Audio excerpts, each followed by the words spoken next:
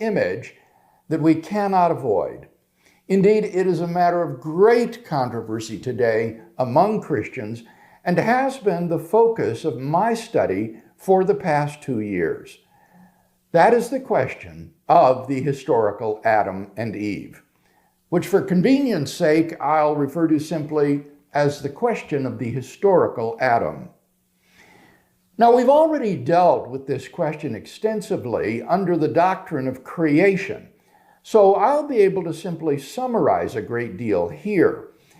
If I had it to do over again, I would move much of the material dealing with the creation of man from the doctrine of creation to this locus. As a result of my studies, this section of the Defender's course is significantly revised from the lessons I gave in Defender's Series 2. The first question we need to deal with is whether the Bible commits us to a historical Adam. Traditionally, the church has understood Adam and Eve to be historical people, from whom the entire human population is descended. By contrast, the modern view of Adam is that the stories of Adam and Eve and their fall into sin are purely mythological or symbolic, a story told in figurative language to describe the universal plight of mankind. Adam is every man, not someone who lived and died in the prehistoric past. We are all image bearers of God, and in the course of our lives, we all fall into sin. Adam's sin is a symbol of man's fallenness and corruption before God.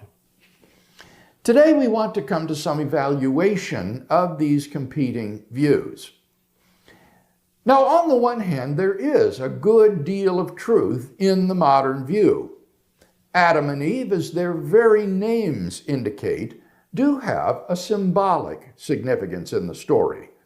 Adam is just the Hebrew word for man. So Genesis 1 is speaking in universal terms. In the beginning, God created man, Adam. This, I think, shows that Adam is a sort of symbol of mankind. Similarly, Eve is referred to as the mother of all living persons. So again, she has a wider significance than just a historical woman.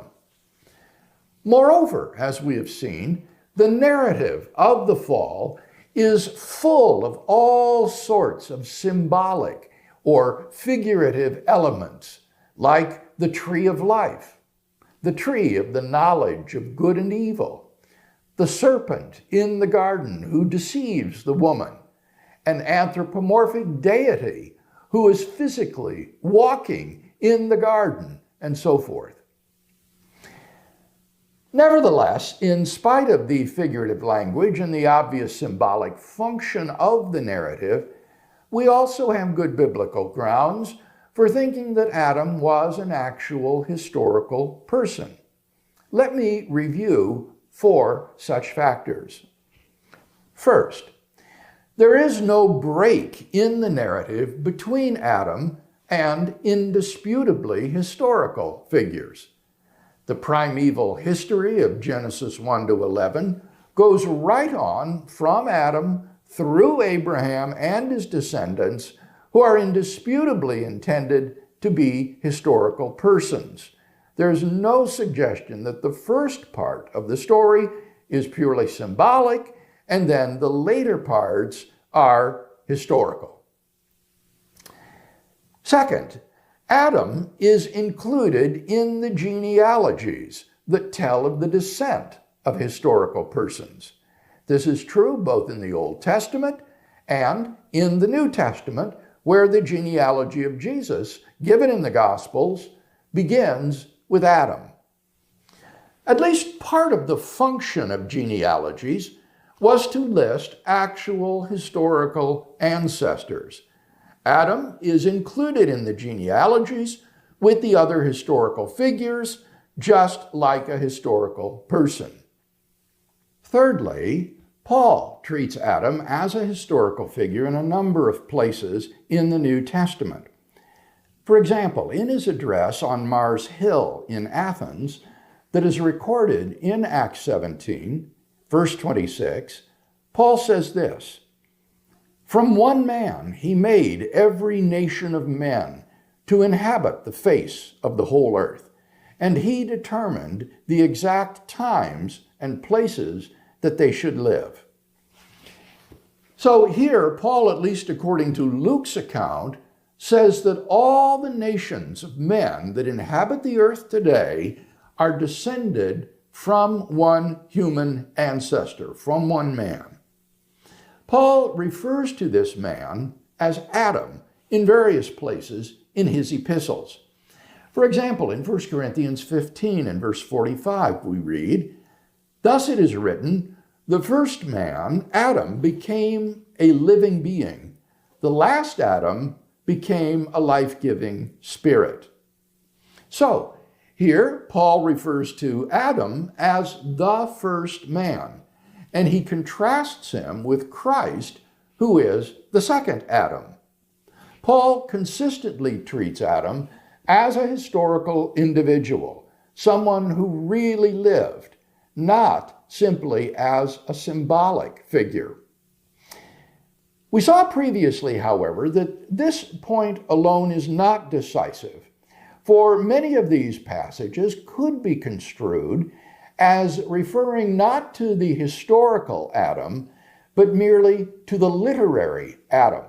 That is to say, the character in the story of Genesis 2 to 3, who says and does the things recorded there. The next point, therefore, becomes more important. Fourthly, Paul draws parallels between Adam and Jesus as historical individuals, not merely as literary figures. Paul not only believed that Jesus of Nazareth was a historical person, but that Adam was as well. He parallels Christ with Adam as the second Adam. Remember our discussion of Romans 5:12 to 21. Paul says that through Adam, the first man, sin came into the world and spread to all men. Similarly, through Christ, life and forgiveness and redemption are made available to all men. Adam's sin had consequences outside the story, which were then rectified by Jesus. So there is a parallel between Adam and Jesus as historical persons. It seems to me, therefore, that despite their symbolic function in the Genesis narrative, Adam and Eve are regarded by the biblical writers as genuine historical persons. I think what we can say is that the creation and fall of man are historical events that actually happened, though they are told in a dramatic literary form involving figurative speech. The story of Adam and Eve has been called a historical drama. It is a dramatized or figurative story telling of an actual historical event. I've argued previously that a more sensitive genre analysis of Genesis 1 to 11 would classify the stories of the primeval history as mytho-history. Affirming the historicity of Adam and Eve, as I've done, implies that the human race is descended from a single ancestral couple. It commits us to the monogenesis of the human race, not merely in the sense that the human race originated in one time and place as opposed to multiple times and places, but monogenesis in a very peculiar sense, namely that there was an original ancestral human pair from which all of humanity is descended. Now, if the biblical Adam was a historical person who actually lived, then the obvious question arises, when did he live? And for the answer to that question, we need to turn to modern science. So next time, we'll take up the issue of when we can locate the historical atom.